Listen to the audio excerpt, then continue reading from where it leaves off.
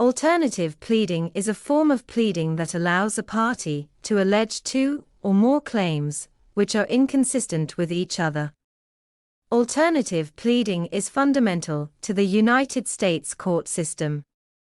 During a lawsuit, pleading occurs before the evidence-gathering process of discovery.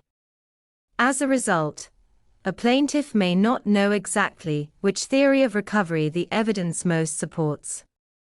Because defects in the pleadings can result in dismissal of the lawsuit, alternative pleading exists to prevent plaintiffs from losing viable causes of action in scenarios where it is unclear what evidence discovery will uncover.